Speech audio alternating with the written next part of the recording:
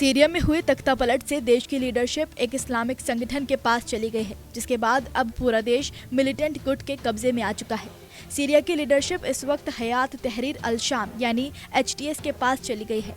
ये एक इस्लामिक संगठन है जो अतीत में अल-कायदा का हिस्सा रहा है। सीरिया में इस इस्लामिक संगठन के नेतृत्व से बाकी देशों की चिंता काफी बढ़ी हुई नजर आ रही है।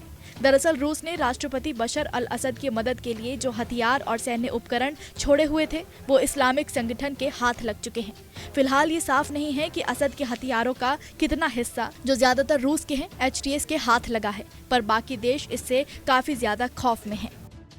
बता दें कि सीरिया की स्थिति 3 साल पहले अफगानिस्तान के हालात से काफी मिलती जुलती है। वहां भी अचानक अमेरिकी सेना के जाने से काफी सैन्य उपकरण बच गए थे, जो अब चरमपंथियों की विरासत हो गए हैं।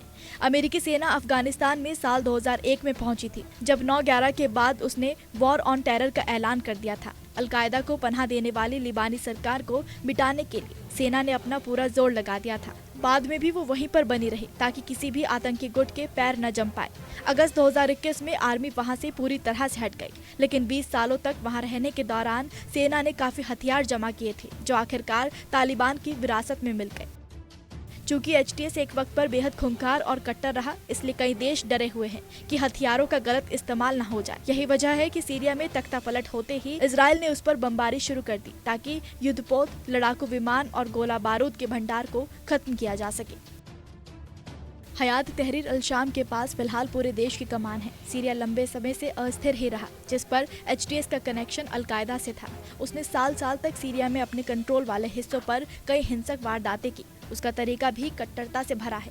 सीरियाई मसला चूंकि रूस, ईरान, तुर्की और यहाँ तक कि अमेरिका और इजराइल से भी जुड़ा हुआ है, ऐसे में बहुत आशंका है कि कोई देश इस दल को अपने फायदे के लिए सपोर्ट करे और वो ज्यादा आक्रामक न बन जाए।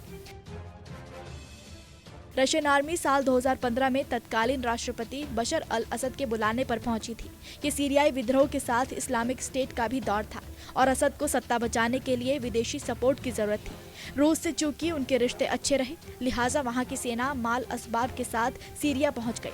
ISIS के शिविरों को खत्म करने और असद की सत्ता बचाने के बाद भी मॉस्को वहां पर बना रहा। ये मिडिल ईस्ट में अपने पांव मजबूत करने की रणनीति का हिस्सा था।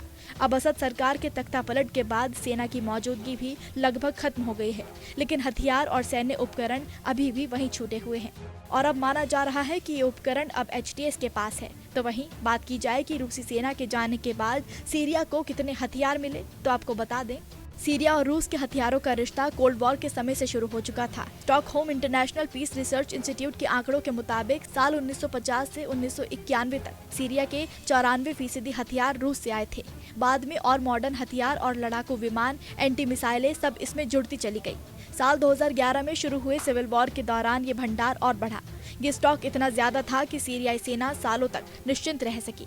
ये साफ नहीं है कि असद सरकार ने रूस से मिले कितने टैंक और बख्तरबंद वाहन पीछे छोड़े, लेकिन ओपन सोर्स युद्ध मॉनिटर ऑरिक्स के अनुसार इसमें टैंक, तोप, लड़ाकू वाहन, रॉकेट लॉन्चर समेत बंदूकें और बम शामिल हैं, जिनकी कोई गिनती ही नहीं है। फॉरेन पॉलिसी की एक रिपोर्ट में इजराइल ने दावा किया कि वो इनमें से बड़ा भंडार खत्म कर चुका है, ताकि चरमपंथी समूह उस पर या मिडिल ईस्ट में किसी पर भी हमलावर ना हो सके। लेकिन अंदाजा है कि अब भी भारी भंडार बचा हुआ है। और अब अमेरिकी सरकार की वॉचडॉग संस्थाओं ने अनुमान लगाया कि 3 साल पहले अमेरिकी सेना के जाने के बाद तालिबान ने वहां मौजूद $7 बिलियन से ज्यादा के अमेरिकी सैन्य उपकरणों पर कब्जा कर लिया।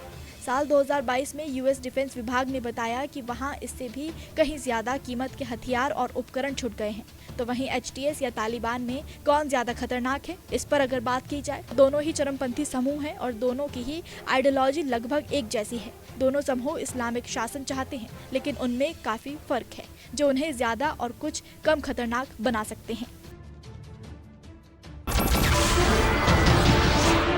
नमस्कार, मैं हूं मानक गुप्ता।